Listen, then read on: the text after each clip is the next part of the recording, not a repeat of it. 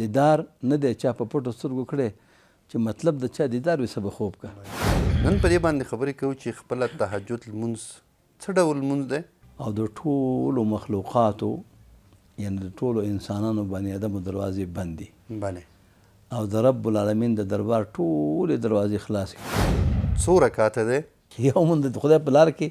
په جهاد کې د مجاهد د 6,00,000 منځونو سره برابر دی. په شریعت کې مقام منزلت او فضیلت څومره دی؟ وایي دو به جنت ته بې حساب او بې کتابه داخل شي. الله څومره غټه خبره ده. بې حسابه جنت ته د الله پاک په تهجد وړي. تهجد لمونځ د کومو مشکلاتو د حل لاره ده؟ نو دا مرتبې په 3 شنو پیدا کړي، یو په تهجد باندې او یو په روژه باندې او بل په جهاد باندې چې د خدای په لار کې جهاد کې قیامت کې په دغه حسونو سوري په واک روان دي. کمې تشې لپې چې په دې شپه الله ته پورته شي ډکې راستنیږي. زما د امت عزتمن خلک هغه څوک دي؟ هغه حملة القرآن، حافظان د قرآن دي چې عمل یې پرې کړی. بسم الله الرحمن الرحیم. درنو لیدونکو السلام علیکم ورحمت الله وبرکاتو. په دې هیله چې بیا هم روغ جوړ خوشحاله او د خپرونې سره اوسئ. قدرمن لیدونکو د خپرونې نننۍ موضوع مو ستاسو د بار پوښتنو په اساس چې د تهجد د لمانځه په اړه وه، نن مو درته همدغه غوره کړي. نن په دې باندې خبرې کوو چې خپله تهجد لمونځ څه ډول لمونځ دی، څو رکاته دی، په شریعت کې مقام منزلت او فضیلت څومره دی، تهجد لمونځ د کومو مشکلاتو د حل لاره ده، کمې غوښتنې پرې پوره کیږي، کمې تشې لپې چې په دې شپه الله ته پورته شي ډکې راستنیږي. د همدې پوښتنو د ځواب ویلو لپاره راسره په خپرونه کې قدرمن میلمه دی شیخ الحدیث عبدالتواب حنیف صاحب راسره دی. کور دی ودان وي چې له ځانه سره لرو. تاسې قدرمن لیدونکي او اورېدونکي راسره دغه خپرونه د زړه په غوږونو واورئ. کیدای شي چې تاسو چې د څه په لټه کې یاستئ انشاءالله په دغه خپرونه کې به د حل لارې پیدا کړئ. شیخ صاحب ښه راغلاست، ستړي مه شئ، هر کله راشئ. جناب سیرت صاحب تاسو ته او ستاسو د چینل ټولو لیدونکو او اورېدونکو ټولو ته السلام علیکم ورحمت الله تعالی وبرکاته وایم. علیکم السلام ورحمت الله وبرکاته. جناب سیرت صاحب خبره تهجد مبارکه ده. بله صاحب. تهجد د جهد نه اخیستل شوی جهد ویل کېږي کوشش ته، او په دې کې کوشش ځکه ضروري چې انسان خو د شپې چې راپاسېږي یو سخته کیسه وي چې خلک ټول ویده او د ټولو مخلوقاتو یعنی د ټولو انسانانو بني ادمو دروازې بند دي. بله او د رب العالمین د دربار ټولې دروازې خلاصې کړي. الله اکبر. نو وجیبه مزه او وجیبه خوند دي او عاشقانو لپاره په دې کې ډېرې مزایای دي. بله صاحب. وایي چې په سترګو کې خار وي څه به خوب کا، چې په زړه یې غم د یار وي څه به خوب کا. بله. کم طالب مطلوب مندلی دی په خوب کې، هغه څوک چې طلبګار وي څه به خوب کا. دیدار نه دی چا په پټو سترګو کړی. بله. دیدار نه دی چا په پټو سترګو کړی چې مطلب د چا دیدار وي څه به خوب کا. بله صاحب. او زه رحمان د یار بنده او خدمتګار یم چې بنده او خدمتګار وي څه به خوب کا. بله. نو ټول اورېدونکي دې وارې درود شریف په رسول الله مبارک باندې وایي. اللهم صل علی سیدنا مولانا محمد وعلى آل سیدنا ومولانا محمد وبارک وسلم وصل علیه. اعوذ بالله من الشیطان الرجیم. بسم الله الرحمن الرحیم. قرآن کریم کی پیغمبر خدا صلی الله علیه وسلم تعالی فرمائی ومن اللیل فتهجد به نافلة لک عسى ان یبعثک ربک مقاما محمودا. بله. دا تهجد خو پیغمبر علیه السلام باندې فرض خو وروسته نفل شو. نبی علیه السلام تعالی فرمایي ومن اللیل فتهجد به، د شپې الله متعال ته تهجد کوه. دا به تا دپاره نفلي د فرایضو نه زیات نفلي شی دی تا دپاره. وایي قریبه ده چې ستا رب مقام محمود ته تاولیږي. دا دومره لویه مرتبه ده چې د دې په برکت په خداوند متعال تعالی مقام محمود درکړي. سبحان الله. مقام محمود خو هسې پیغمبر علیه السلام ته الله غوره کړی، خداوند متعال دې امت ته دا تعلیم ورکوي چې هر کله ستاسې پیغمبر ته الله مقام محمود ورکوي نو تاسو ته حتی هم لوی درجې درکوي. نو چې لوی درجې درکوي دې درجو باندې قایم او دایم اوسېږئ، ځان له تکلیف ورکوي چې آخرت مو ښه شي. دې وجې نه حضرت ابي هريره رضی الله تعالی عنه روایت کوي چې پیغمبر خدا صلی الله علیه وسلم وفرمایل افضل الصيام بعد رمضان شهر الله المحرم. بهترینه روژه په روژو کې چې ده د رمضان د روژې نه وروسته هغه د محرم روژه ده که نه. او وافضل الصلاة بعد الفریضه صلاة اللیل رواه مسلم. او بهترین مون د فرض مانځه نه وروسته دا د شپې مون دی یعنې تهجد دی. دارنګې حضرت ابي هريره رضی الله تعالی عنه فرمایي چې نبی کریم صلی الله علیه وسلم فرمایي هر کله چې انسان وده کېږي شیطان په دې قافیه د سر باندې 3 غوټې ورکړي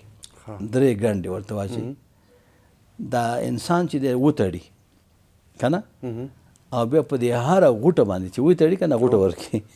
چې غوټه ورکړي په دې هره ګنډه او په هره غوټه باندې داسې ورته وایي منتر پې خپل وایي وایي علیک لیل طویل فرقد اوږده شپه ده وده شه دا ورته وایي پوه نه شو. دا د شیطان دم دی. نو کله چې انسان راپاڅېږي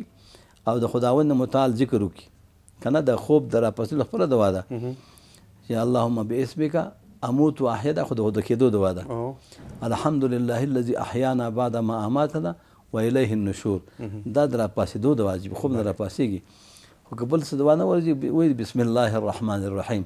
د الله ذکر چې کله انسان وکړي دلته یو غوټه خلاصه شي د خپله خلاصه شي. نو هر کله چې انسان اودس وکړي بله غوټه خلاصه شي او هر کله چې انسان منځ وکړي نو بله غوټه خلاصه شي. فاصبح نشیطا دی واقع د انسان سبا کې نشیط خوشحاله وي طبیعت یې برابر وي او نفس ښایسته نفس یعنې ډېر خوشحاله وي. او که دا کار ونه کړي که نه تهجد ونه کړي مونځ ونه کړي اصبح خبیث النفس کسلان دا به خبیث النفس او ډېر به بزدلی لکه موږ تاسو ډېر بیخي بېکاره یم هېڅ کار مې د لاسه نه کېږي. امام بخاري امام مسلم حدیث روایت کړی دی.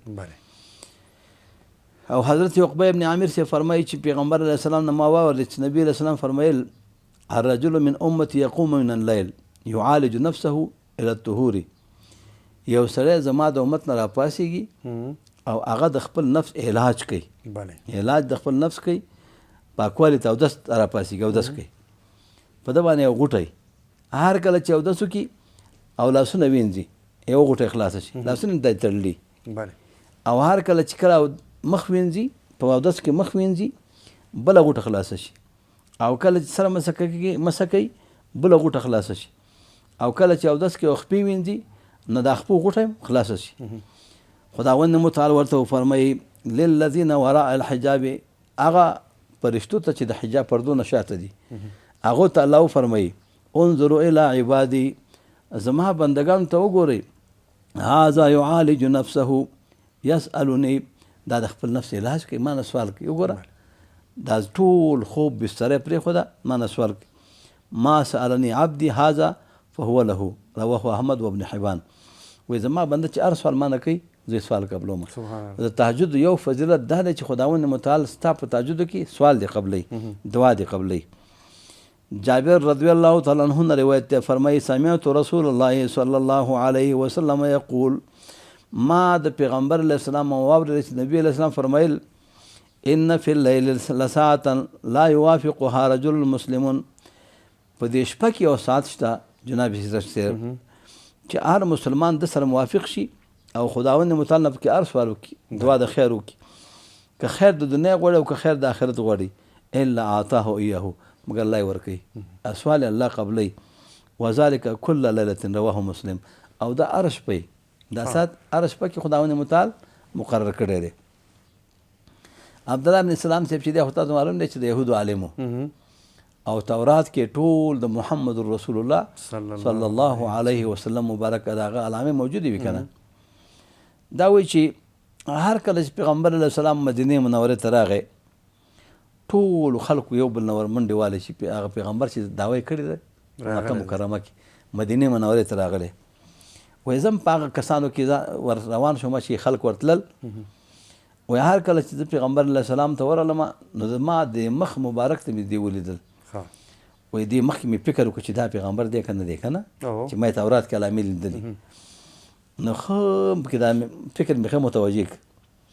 وایي زه پوه شوم چې ان وجهه لیس بوجه کذاب،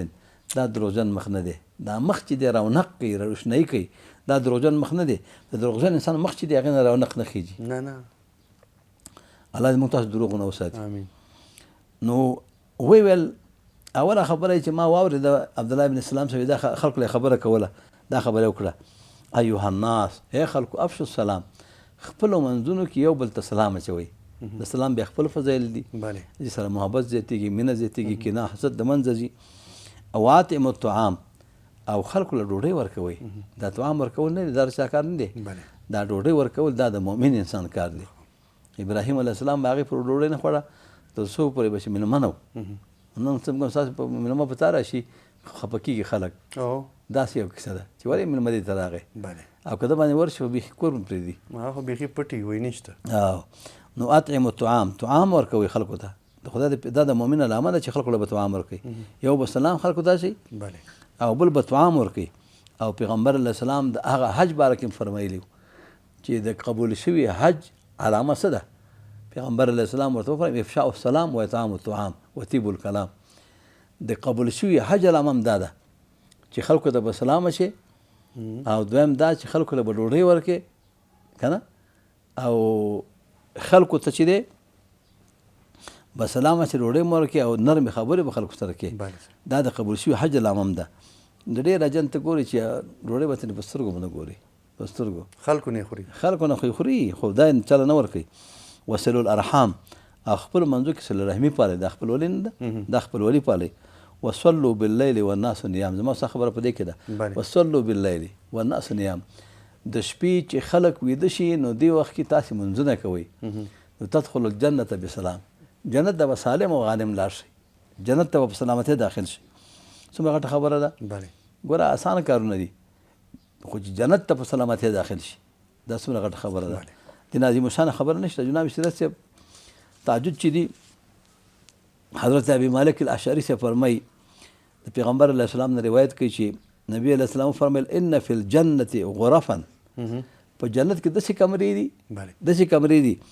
چې یرا ظاهرها من باطنها، ظاهر باطن نه ښکاري، و باطنها من ظاهرها، او باطن ظاهر نه ښکاري. سمې شیشې دي، د شیشو نه جوړې کمرې دي، ځکه ظاهر او باطن چې ښکاري خو رڼاګانې پکې. وایي دا چا دپاره اعدها الله لمن اطعم الطعام، دا الله پاک هغه چا دپاره تیارې کړي دي، هغه چا دپاره چې خلکو له طعام ورکوي، ډوډۍ ورکوي. لمن اطعم الطعام، هغه چا دپاره چې خلکو له ډوډۍ ورکوي. و افشا السلام، او خلکو ته سلام وشي چې السلام علیکم ورحمت الله وبرکاته. او وصلى باللیل والناس نیام، او هغه خلک چې د شپې مونځ کوي او ټول خلک ویدی او دا منځونه کوي. رواه ابن حبان، زموږ استاد د افغانستان افتخار اعلی ابن حبان صاحب د هلبند دا حدیث نقل کړی. حضرت ابي هريره سے فرمایي چې ما ویل یا رسول الله، د خدای پیغمبر، انی اذا رأیتک طابت نفسی، هر کله چې زه تا وګورم زړه مې خوشحاله شي. که نه بعض انسان چې وګوري زړه دې خوشحاله شي، بعض انسان چې وګوري توی شي او ټوله ورځ را باندې راغله. بعض انسان باندې غونډه محله او غونډه قریه ښایستی، خو بعض چا باندې خپل کور ښایستی. اذا رأیتک طابت نفسی، هر کله چې زه تا وګورم نفس مې خوشحاله شي او سترګې مې یخې شي. انبئني عن کل شی، د ټولو شی نه ماله خبر راکړه، د ټولو مخلوقات نه خبر راکړه، د ټول. نبی علیه السلام ورته فرمیل کل شی خلق من الماء، ټول شی نه د اوبو نه پیدا دي، ټول شی نه چا نه پیدا دي؟ اوبو نه پیدا دي. ځکه الله فرمایي وجعلنا من الماء كل شيء حي افلا يؤمنون. وایي ما چې اخبرني بشیء اذا عملته دخلت الجنه، داسې یو شی د خدای پیغمبر راته وښیه چې هر کله زه هغه عمل وکړم چې جنت ته داخل شم، جنت ته لاړ شم. وایي پیغمبر علیه السلام ما ته وفرمیل اطعم الطعام، خلکو له ډوډۍ ورکوه، ډوډۍ خلکو ته ورکوه. وافشي السلام، خلکو له سلام اچوه. وصل الارحام، او خپله صله رحمي د خپلو خپلوانو سره دا مه قطع کوه، دا پاله. وصلي باللیل والناس نیام،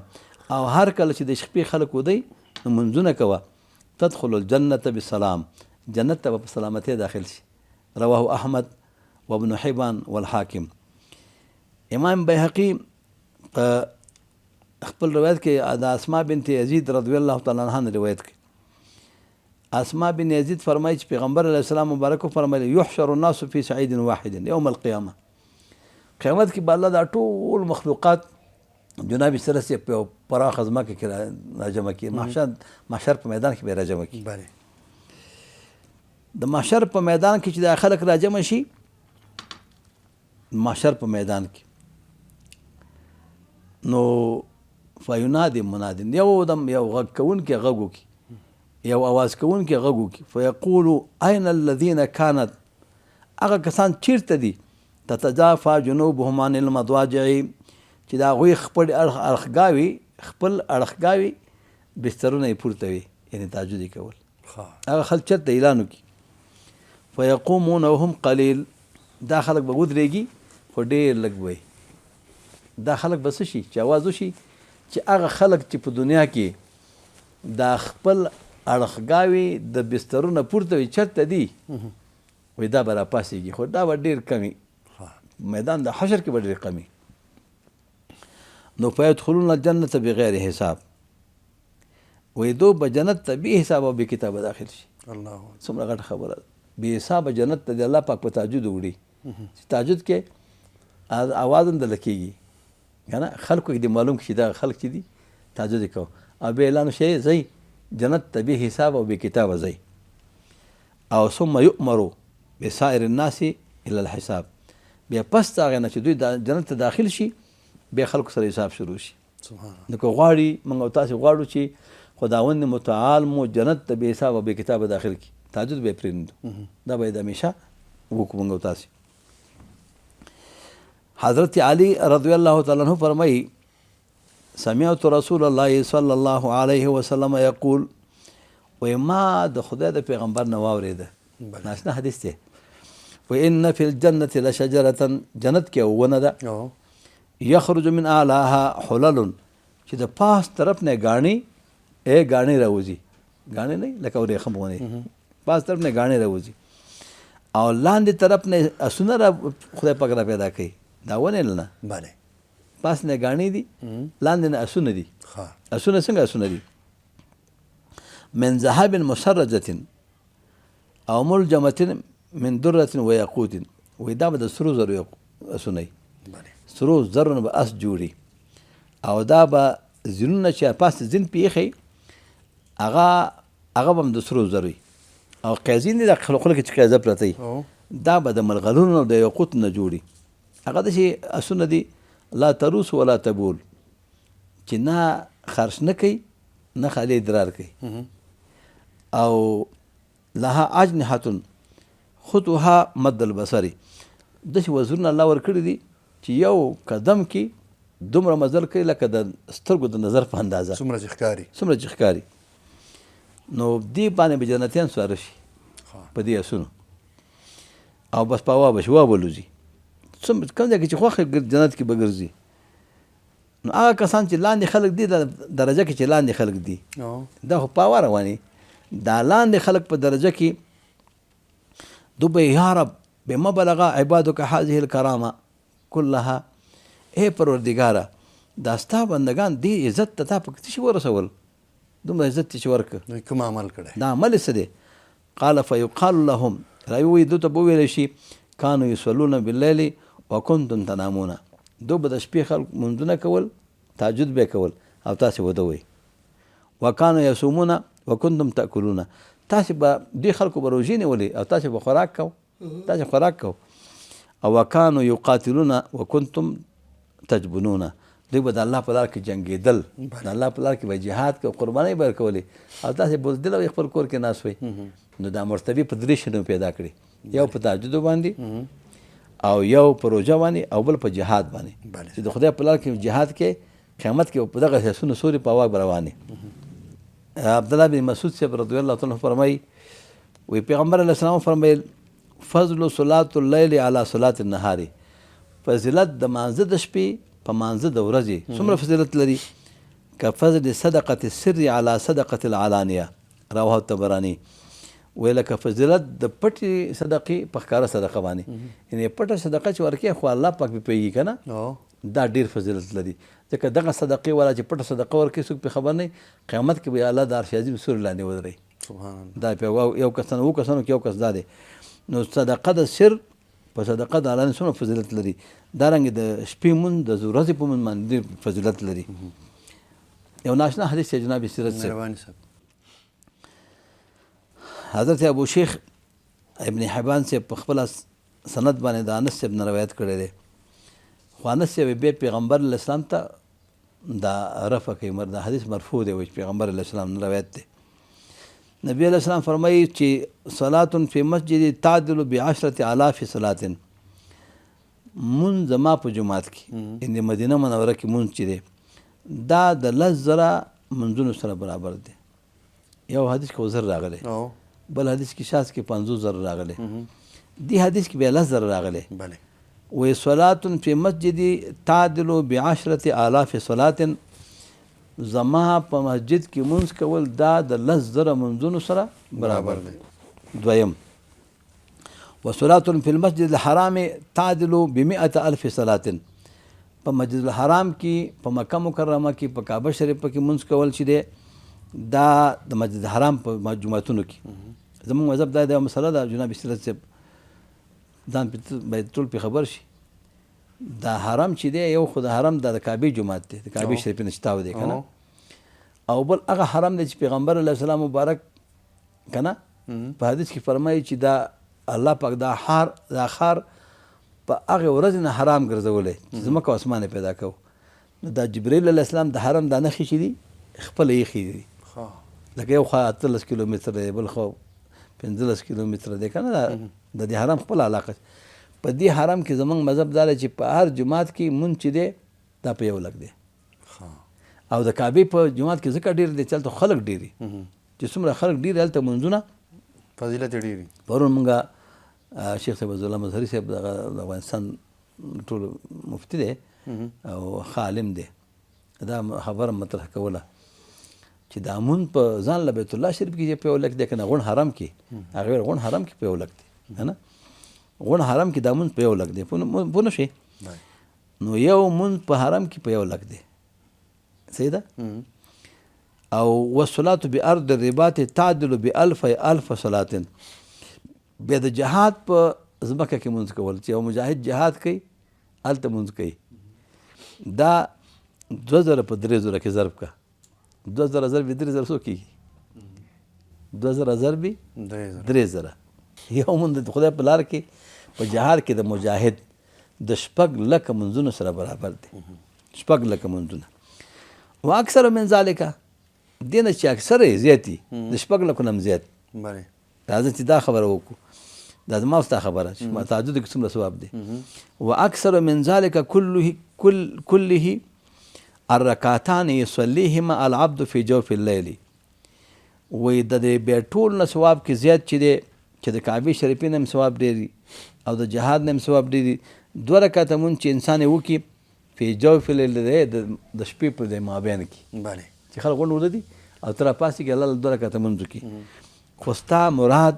او هدف د الله رضا لا یرید بهما الا ما عند الله عز وجل د دې اراده نه مګر په دمن د الله رضا مطلب یې د الله رضا الله راضي شي نه نو څومره غټه خبره ده چې 2 رکعته مونځ ته په خپل کور کې وکړي خپل بسترې نه پاسېږي او ستا مونځ د حرم د مانځه نه هم زیات شي د مدینې منورې د جومات د مانځه نه هم زیات شي او هغه مجاهد چې د الله په لار کې جنګېږي چې مرتبه یې ډېره عظیم شانه ده د هغې نه هم زیات شي نو د هغې نه مې دا مونځ څه دی دا بهتره دی او فضیلت ډېر لري دا ولې ځکه دا خو نفس سره جهاد دی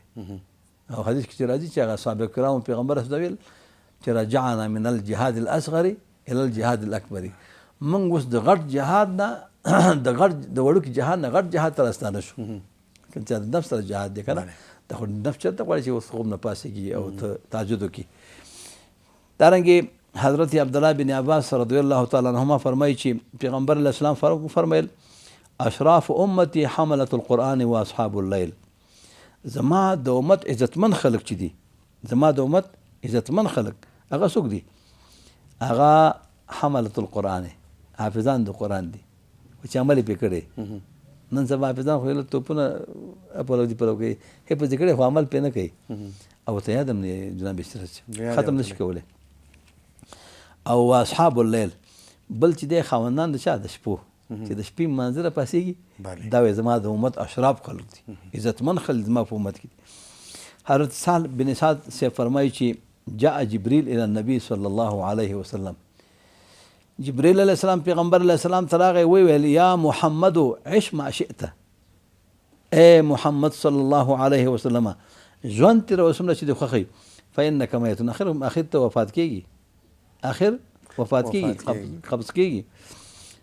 وعمل ما شئت فانک مؤذن به عمل کوه څومره چې دې خوښه وشي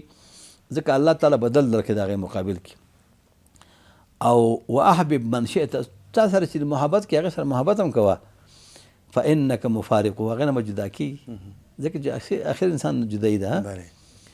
وایي دا چې اوس په یو کور کې سره ناست دي عاقبت خو عاقبت به جدا جدا منزل شي او دا ګلونه چې زیاده په دستار کې عاقبت خو به تر خپل لاندې غوبل شي او دا په مخې چې مخ د لمر په څیر دی تورې خته به په مخ باندې ځنګل شي. جناب اشرت صاحب نو واعلم ان شرف المؤمن قیام الليل بیا ولا سفر من جبريل علیه السلام نبی علیه السلام ته وی پوښه چې شرف د مؤمن چې دی د مؤمن عزت او شرافت دا قیام الليل دی چې د شپې راپاسېږي مونځ کې. او وعزه استغناءه عن الناس د انسان عزت په دې کې دی ځان خو نه بې پروا کې مستغني شي که د تمه د مخلوق له دره پرېکړه باچې د مبارک شکه ګدای. ابي امامه باهلي سے فرمایي چې پیغمبر علیه السلام مبارک فرمایل علیکم بقیام الليل په تاسې باندې قیام الليل لازم دی چې قیام الليل وکړئ د شپې تهجد وکړئ فانه داب الصالحین قبلکم ځکه دا خوی د نیکانو ستاسې نه مخکې ستاسې نه مخکې نفسونه نیکان چې تر شي هغې کې انبیا راځي اولیاء راځي قطبان ابطاد راځي وایي دا ستاسې نه مخکې خلک تېر شوي د هغوی د عادتو. او وقربة الى ربکم بل دا چې ستاسې دې باندې نزدېکت الله ته راځي په تهجدو باندې الله ته نزدېکت راځي. او ومکفرة للسیئات ګناهونه هم پرې معاف کېږي. او بل دا او منهات عن الاسم ګناه نه دې منې کوي تهجد یو خدای د ګناه نه منې کوي. نو څومره فضایل پکې دي. دارنګې سلمان سے فرمایي طبراني حدیث دی چې پیغمبر علیه السلام مبارک فرمایل علیکم بقیام الليل په تاسې باندې قیام الليل لازم دی قیام الليل کوئ فانه داب الصالحین قبلکم ځکه دا د اثر د صالحینو دا د هغې خلکو عادتو د صالحانو ستاسې نه چې مخکې تېر شوي او دا تاسې رب ته نږدې کوي ګناهونه معاف کوي. ومطردة للداء عن الجسد بل دا پکې پیدا ده ومطردة للداء عن الجسد دا انسان چې دی دا بدن نه دا مرض نه دی دا تهجد چې کې مرض دنده جدا کېږي د خدای نظام دی نو دې سره مرض بدن څه کېږي دا بله فایده شوه. دارنګې اوس یو سړی تهجد نشي کولی جناب شیراز صاحب دا به څه کوي شپې لنډې دي که نه داسې اعمال به خلکو ته وښیو چې هغه بعضې خلک د خوب ګولۍ خوري موږ ولې مریضان یو دا به څه کوي. حضرت ابي هريره صاحب فرمایي چې او ابي سعید صاحب دواړه روایت کوي د پیغمبر علیه السلام نه چې نبي علیه السلام فرمایل من استيقظ من الليل ويقظ اهله څوک چې د شپې را بیدار شي او خپل اهل هم را بیدار کړي خپله بیبي هم را بیداره کړي فصلیا رکعتین جمیعا ښځه او خاوند دواړه 2 رکعته لمونځ وکړي څو رکعته لمونځ وکړي وی کتبا من الذاکرین الله کثیرا وذاکرات دا دواړه به نوشته شي د هغه کسانو چې الله ډېر یادوي هغه نارینهو کې به نارینه راشي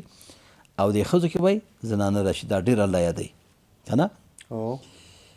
جناب اشتراک صاحب زه هغه خبرې ته هم راځم چې ما واده کړی چې څوک تهجد نشي کولی د هغې کوم عمل دی که نه او د پیغمبر هم حدیث دی. حضرت ابي هريره صاحب فرمایي چې پیغمبر علیه السلام فرمایل رحم الله رجلا قام من الليل فصلى رحم دې الله دعا ورته کړې ده الله دې هغه انسان باندې رحم وکړي په هغه سړي دې الله رحم وکړي چې دا د شپې راپاڅېږي فصلى منځ وکړي تهجد وایقظ امراته خپله بیبي هم راپاڅي هغه هم منځ وکړي وایي فین ابد که دا خاوند راپاڅېږي بیبي انکار وکړي چې بس ما لاسه مې نه کېږي که نه وایي نزهه په وجهها الماء په دې مخې اوبه ور وشیندلی شي چې پاڅېږه وایي رحم الله امرأة قامت من الليل او هغه ښځه باندې م الله پاک رحم وکړي چې د شپې راپاڅېږي لمونځ وکړي او بیا خپل خاوند تهجد ته راپاڅي او که هغه انکار کوي وایي په دې مخې لږې اوبه وروشیندي چې پاڅېږه د تهجد وخت دی تهجد وخت دی که نه نو د پیغمبر د خدای ول دعا کړې ده او حدیث کې راځي دې ښځې ته دعا کړې دې ښځې او خاوند دواړو ته که خاوند راپاڅي دا اول ښځه دې راپاڅي که ښځه راپاڅي ده خاوند دې راپاڅي او مخ باندې که وایي وده کې خو ورته اوبه دې وروشیندي چې دا اوبه دا خوب د منځه که نه او وی غرونه خوب په ساس کې اوبه درومي یار زما په سیند د اوښکو بیداره نه شو ابي مالک اشعري صاحب فرمایي چې پیغمبر علیه السلام مبارک فرمایل نبی علیه السلام فرمایل ما من رجل یستيقظ من الليل فيوقظ امراته نشته یو سړی چې هغه د شپې راپاڅېږي او خپله بیبي راپاڅي فإن غلبها النوم نزاها فی وجهها الماء که چېرته د سړی راپاڅېږي او ښځه ودی او خوب ورځي نو په دې مخې اوبه وروشیندي بیا دواړه راپاڅېږي په خپل کور کې د الله نوم یاد کړي د شپې او الله نوم یاد کړي الا غفر اللهم مگر الله دواړه بخښنه وکړي دواړه بخیل است که نه جناب سیرت صاحب ناشنا مبارک احادیث دي ناشنا مبارک احادیث دي ابن عباس صاحب رضی الله عنهم فرمایي پیغمبر علیه السلام فرمایي من بات لیلة فی خفة من الطعام چا چې شپه تېره کړه د شپې په لږوالي د طعام کې ډوډۍ چې سړی لږه خوري او لږ اوبه وڅکي دا د خدای نظام دی چې بیا تهجد ته نیغ راپاڅېږي او که ډوډۍ ډېره وخوري که نه نو بیا سړی پاڅېدی نه شي وایي تدارکت حوله الحور العین حتی یصبح وایي دا سړی چې لږه ډوډۍ وخوري لږې اوبه وڅکي او د شپې لمونځ شروع کړي وایي ګرد چاپېره غټ سترګې هورې نه وي دنه وایي دې نه ګرد چاپېره ګرځي او دې نه د حلقه جوړه کړي غټ سترګې هوري د ده نه حلقه جوړه کړي حضرت ابي درداء رضی الله تعالی عنہ روایت کوي پیغمبر علیه السلام فرمایل ثلاثة يحبهم الله ويضحك إليهم درې کسان دی الله ورسره مینه لري او الله ولا خاندي چې رب العالمین دله وخاندي ستا د عمل ته وخاندي څومره غټه خبره ده او ويستبشر بهم او دوله زیری ورکي زیری الذي اذا انكشفت فئة قاتل وراءها بنفسه لله عز وجل یو هغه مجاهد دی چې د الله په لار کې جهاد کوي که نه او د خپل نفس جهاد څه دپاره د الله د رضا دپاره فاما ان يقتل واما ان ينصره الله یا دا چې دا شهید شي واما ان ينصره الله یا ورسره الله کومک وکړي ويكفيه الله ولا کافي چې الله یې بچ کړي فیقول انظروا الى عبدي الله دې فرشتو ته وایي زما بنده له وګورئ هذا چې دا دی کیف صبر لي بنفسه څنګه صبر وکړه ماته ملګري لاړ ټول وتښتېده د ماله صبر وکړه دغه نفس چې دغې ته الله پاک خاندي دې انسان ته چې ملګري ټول وتښتېږي میدان نه او دا ځان ته د الله د رضا لپاره ولاړ هغې په جنګي کې څه شهید شوی دی والذي له امرأة حسنة بل هغه انسان ته الله خاندي چې هغه یو ښایسته بیبي ولري مینه او محبت یې ورسره وي بستره کې ورسره یو ځای وده دی امرأة حسنة ښایسته بیبي ده ورسره وفراش لین ښایسته نرمه بستره کې پراته دي او حسن بستره هم ښایسته ده د واده بستره ده فیقوم من اللیل د شپې راپاڅېږي فیقولو دا داسې وایي دا ویذرو شهوته ویذکرني الله وایي دا خپل شهوت پرېږدي شهوت خو دا چې د ښځې سره همداسې ملا څخه و که نه ځکه مینه او محبت ورسره و او الله وایي ما یاد کړي ولو شاء رقده که بیا کله خوښ بیا وده شي دې انسان ته الله خاندي یعنی الله د خاندانه مراد د الله رضا چې الله ترې راضي کېږي والذي اذا كان في سفر وكان معه ركب هغه انسان ته الله خاندي چې دا په یو سفر کې او د سره غونډه قافله روانه قافله فسهروا ثم هجعوا او خو شوګیر کړي د شپې قافله چې روانه شوګیر کوي که نه لکه تاسو بېګا شوګیر کړي بیا دا څه شي بیا چې دی دا وده شي نو دغه انسان فقام من السحر في الضراء وسراء رواه الطبراني وایي دا یو انسان پکې یي چې هغه راپاڅېږي شوګیر یې هم کړی دی خو بیا هم راپاڅېږي که تکلیف کې خوشحالۍ کې تهجد نه قضا کوي دې انسان ته الله څه کوي الله ولا خاندي الله ولا خاندي الله ترې خوشحالېږي جناب سیرت صاحب ناشنا احادیث مبارک دي پیغمبر خدا صلی الله علیه وسلم فرمایي اوس دله هغه خبره ذکر کومه چې یو څوک د شپې تهجد نشي کولی هغه څه کوي که نه خو شپې لنډې یا دکانې کړي یا د دوکانداري کړي یا کار کړی که نه هغې ته طریقه مو ورته ښی و او پیغمبر د خدای وله طریقه ښودلې حضرت فضاله بن عبید سے فرمایي او تمیم داري صاحب رضی الله تعالی عنهما د پیغمبر علیه السلام نه روایت کی چې پیغمبر علیه السلام فرمایل من قرأ 10 آیات فی لیلة چا چې 10 آیتونه د شپې تلاوت کړه څو آیتونه 10 آیتونه تلاوت کړه کتب له قنطار دته به الله پاک یو قنطار ولیکي قنطار څه معنا والقنطار خیر من الدنیا وما علیها یو قنطار د دنیا او د آخرت نه بهتره دی څه چې په دنیا کې دي او دنیا کې باندې څومره چې سره زر دي که سپین زر دي که یاقوت دي که زمرد دي که لاجورد دي د ټولو نه بهتر یو قنطار بهتره دی واذا کان یوم القیامة هر کله چې د قیامت ورځ شي یقول ربک پروردګار ستا ووایي اقرأ ورقې لوله او پورته خیجه یا ورقې لكل آیة درجه دا آیت دپاره درجه ده حتی ینتهي الى آخر آیة ما هو تر دې پورې چې آخر آیت چې د سره هغې ته ورسېږي خداوند متعالی ورته وفرمایي دې بنده ته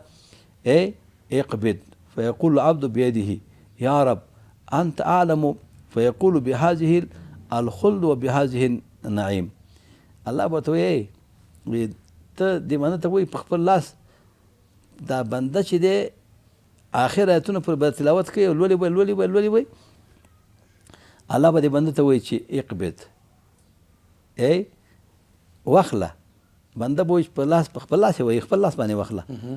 دا وایي یا ربه ته ما باندې پوی الله ورته وایي بهذه الخلد وبهذه النعیم څه واخله ما وایي دا همیشه والی واخله جنت کې به همیشه یې بیا وتل نشته او دا نعمتونه په خپل لاس باندې واخله جناب سیرت چې پیغمبر علیه السلام فرمایي چې څوک چې 10 آیاتونه د شپې تلاوت کړي لم یکتب من الغافلین دا په غافلو خلکو کې نه حسابېږي سبحان الله یعنې دا ذاکرونو کې حسابېږي نو 10 آیتونه خو مو تاسو تلاوت کولی شو کوم آیتونه دي شیخ صاحب آیتونه که نه څوک چې 10 آیتونه ولولي نه مشخص که هر ځای نه معلوم نه دي ومن قرأ 400 آیات کتب من العابدین څوک چې 400 آیتونه ولولي دا د عابدانو نه نوشته کېږي او څوک چې 500 آیته ولولي کتب من الحافظین دا د حافظونو نه نوشته کېږي څوک چې سپک آیته د شپې تلاوت کړي کتب من الخاشعین دا د خاشعینو خلکو نه چې الله نه ډېر یېرېږي هغې نه شمارېږي څوک چې 800 آیته تلاوت کړي کتب من المخبتین دا الله نه د مخبتینو الله ته رجوع کوونکي خلک الله ته رجوع کوونکو خلکو نه حسابېږي عاجزي کوونکي خلک او چا چې 1000 آیته ولوسته وایي اصبح له قنطار نو د دپاره الله پاک یو قنطار ولیکي قنطار څومره دی والقنطار 1200 اوقیة یو قنطار 1200 اوقې دی 1200 اوقې یو قنطار دی اوقیه څومره ده والاوقیة خیر مما بین السماء والارض 1200 اوقې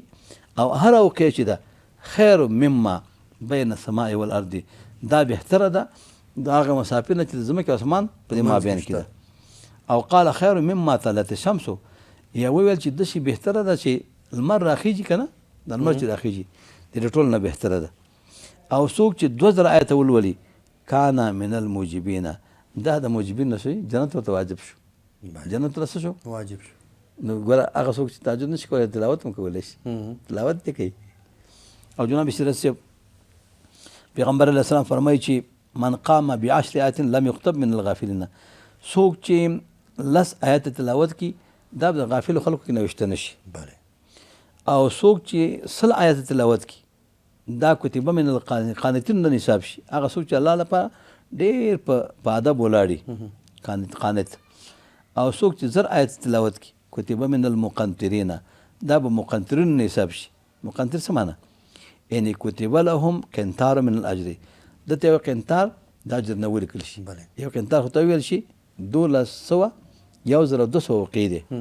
یو اوقې چې ده د ځمکې د اسمان نه بهتره ده هغې نه بهتر دی جناب سیرت صاحب دا پیغمبر علیه السلام مبارک د سورت بقرې د اخرتونه یو سړی د وایي تهجد نشم کولی بله ناوخته کور ته راغی ستړی ستومان راغی نو زر د دې ویلو لله ما فی السماوات و ما فی الارض دا سورت بقرې اخرتونه دی چې ولولو پیغمبر علیه السلام که فتاه د انسان د هر شر نه کافي دی د هر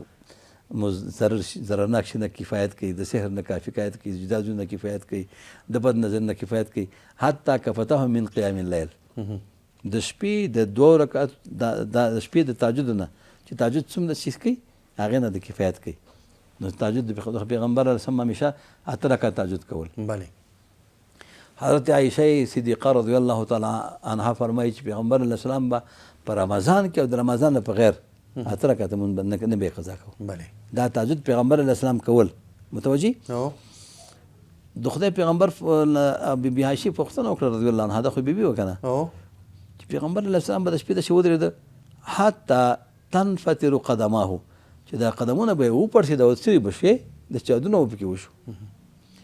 وایي ما ورته چې د خدای پیغمبر لمت نسنه وهذا دا ولې کې وقد غفر لك ما تقدم من ذنبك وما تاخر تا له خدای پاک ټول ګناهونه معاف کړي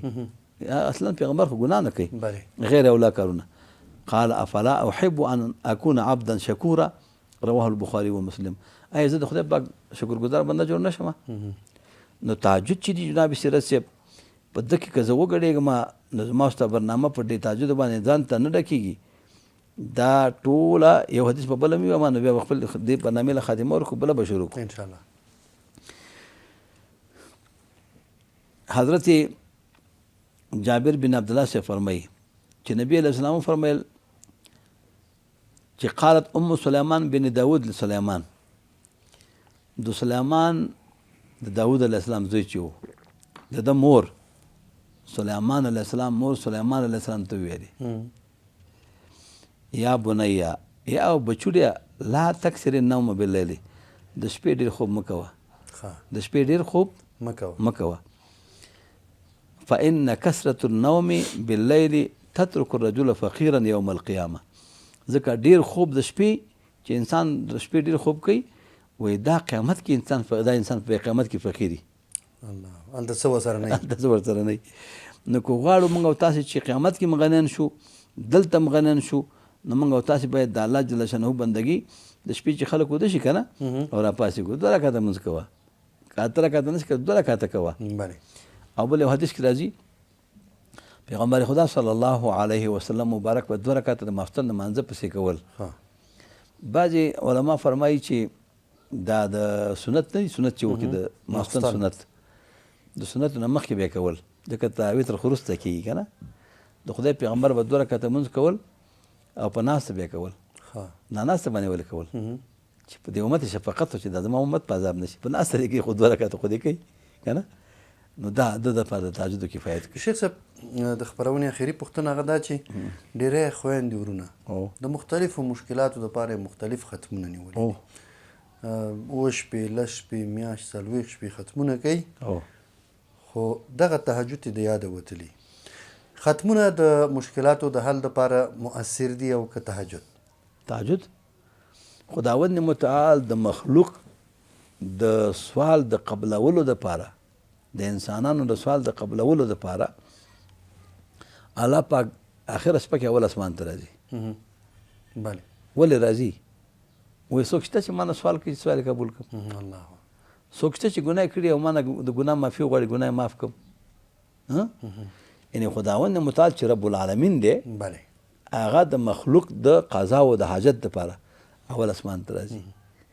یعنې بلا کیفه څنګه چې الله سره کیفیت خو الله پاک ته معلوم دی د الله په ذات کې به سره فکر نه کوي نو ختمونه چې نه شي د شپې د راپاسې کې 2 رکعته لمونځ کوي د 2 برخې شپه چې تېره شي یو برخه پاتې شي په دغه شپه کې وهم یستغفرون بالاسحار اسحار نه مراد دغه شپه وخت دی چې د انسان په کوم وخت کې کوي چې دا نور آخره شپه یې که نه لا سبا صادق راختلی سبا کاذب او صادق لا نه راختلی دغه وخت کې استغفار ډېره فایده کوي او دغه وخت کې چې دا سبا کاذب صادق لا نه راختلی دې وخت کې دعا قبلېږي نو دغه وخت کې د انسان الله نه کوي نو یو به د ختمونه نه خلاص شي جناب سراج صاحب ځکه ختمونه خو ډېر وخت نیسي او الله له سوال کوي رب العالمین به هماغه شی ورکړي چې کوم غواړي